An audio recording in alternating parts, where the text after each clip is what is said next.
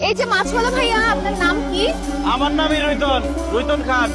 আমার বাবার নাম পাঙ্গাস খান, আমার দাদার নাম কাতলা খান। আপনি কি মাছ বিক্রি করেন? জি না, মাছ বিক্রি করি না, স্বর্ণ বিক্রি করি। কয় ভরি লাগবে আপনার?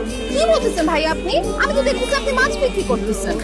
দেখতেছেনই যখন, তাহলে আপনি জিজ্ঞাসা করেন কেন? মাছ লাগবে নেন, না লাগলে সরেন। আসসালামু আলাইকুম।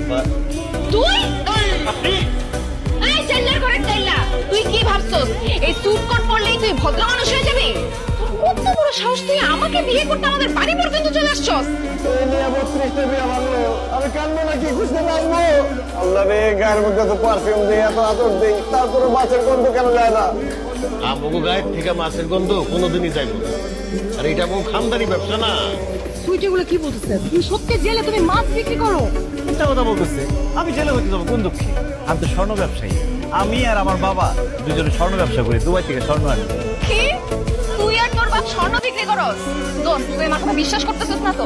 কাকে স্মেল নিয়ে দেখ, দেখবি মাছের বিচ্ছিরি গন্ধ আসতেছে। দেখ দেখ। Oh my God! সত্যি কথাই বলছিস, তাই তো? এই দোকান এখন বন্ধ করো, নাইলে আমি কিন্তু ভাঙা খোলা বকরে ফেলাম। কেন? আমার মাছের দোকান বাকি কেন? আমার বিয়ার বয়স হয়ে গেছে, এখন আমার বিয়া করতে হইব। এই মাছের ব্যবসা যতদিন থাকবো, এতদিন আমি বিয়াও করতে পারবো না, সংসারও করতে পারবো না। এই কই হইব না, আমি তো তোর বিয়ে ঠিক করে ফেলাইছি। ঠিক হয়েছে আব্বা, সত্যি আমার বিয়া ঠিক করে ফেলাইছো? এই যে ওরে ফকিন্নির বাচ্চা, ফকিন্নি গাড়ের মরা, তুই নি পাত্রী। হ্যাঁ, আমি তো পাচ্ছি। পাঙ্গাস কাকা তো তোর লাগে আমার বিয়া ঠিক করতে। তুই কর।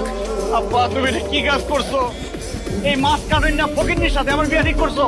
কি করবো, নাসিমা ছাড়া আর কোনো মাইয়া তোর সাথে বিয়ে বসে রাখি না, এই জন্য নাসিমার সাথে তোর বিয়ে ঠিক করছি। আব্বা, তোমার কি মাথা খারাপ হয়ে গেছে? এই বাজারের মধ্যে মাছ কাটে এরকম একটা বেড়ির সাথে তুমি আমার বিয়া ঠিক করলা কোন আক্কেলে? আরে মাছ কাটলে সমস্যা কি? মনে কর আমাকে ব্যবসার একটা বাইরে গেল, আরে আমরা বাপ বেটা মাছ বিক্রি করলাম, আর নাসিমা মাছ কেটে দিল, মাছ বিক্রির টাকা আর কাটার টাকা দুইটাই আমাকে টাকা গেল। তারপর বাচ্চা কাচ্চা হইলে এখানে একটা ভাতের হোটেল খুলাবো। আমার যে বাচ্চা কাচ্চা হইব, ওগুলো মাছ কাটবো আর মাছ বেচবো। মানুষ যে খাইবো আইসা ওই মাছ দিব, তাহলে আমার টাকা পয়সা সব থেকে দেবো। খুব বেশি ভালো হয়ে যায় না? খুব ভালো কথা কইছিস তো। চুপ করো। দরকার হলে সারা জীবন আমি বিয়ে না করে থাকুন, তবে ভুটকি মাছ কাটেন আমি বিয়ে করবো।